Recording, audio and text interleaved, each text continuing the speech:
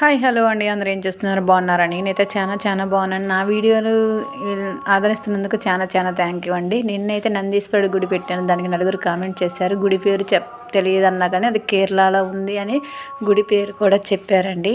చాలా thank you అండి వాళ్ళకి. ఎందుకంటే వాళ్ళకి థ్యాంక్ యూ చెప్పడం నా బాధ్యత అని చెప్తున్నాను.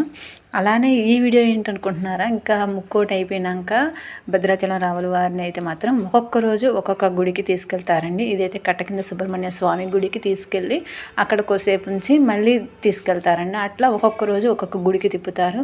అన్ని తాతగుడి సెంటర్ అంటే తాతగుడి సెంటర్ అని పేరు ఎందుకు వచ్చిందంటే రాముల వారు చిన్నప్పుడు అక్కడ తాతగారి ఇంటికి వెళ్ళి ఆడుకునేవాడట. అందుకని తాతగుడి సెంటరు, అంబాసత్రం అంటే ఆమె అన్నం వండి పెట్టేది కదా, అందుకని అంబాసత్రం ఇవన్నీ పేర్లు వచ్చాయండి.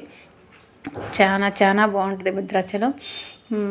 కొన్ని వీడియోలో భద్రాచలం పోతే బాగుంటుంది అని చెప్తారు కదా, అందుకని మా భద్రాచలం ఎప్పుడు బాగుంటుందండి.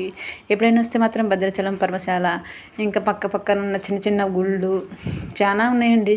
మల్లూరు నరసింహస్వామి గుడి, మళ్ళీ నరసాపురంలో చిన్న అరుణాచలము, పరమశాల, భద్రాచలము, ఇక్కడ కూడా చిన్న అందమైన గుళ్ళే ఉన్నాయండి. మనకి ఎప్పుడైనా సరే వస్తే అన్నీ చూసుకొని వెళ్ళండి. ఇంకా దేవుణ్ణి అయితే పైకి తీసుకొస్తున్నారు. అదే చెప్పాను కదండి, గుడికి సుబ్రహ్మణ్య స్వామి గుడి కట్ట కింద ఉంది కదా, ఇది గుడి నుంచి గుడి పైకి ఎక్కి తీసుకొస్తున్నారండి. నేనైతే ఈ వీడియో మీకు అప్లోడ్ చేస్తున్నాను. ఎవరికైనా నచ్చినట్టయితే కామెంట్ బాక్స్లో కామెంట్ చేయండి. జై శ్రీరామ్ అని కామెంట్ చేయండి. చూడండి ఎంత అందంగా ఉండో రాముల వారు. అలా పడుకొని ఉన్నట్టు విగ్రహం అండి ఇది. చాలా అందంగా ఉండు.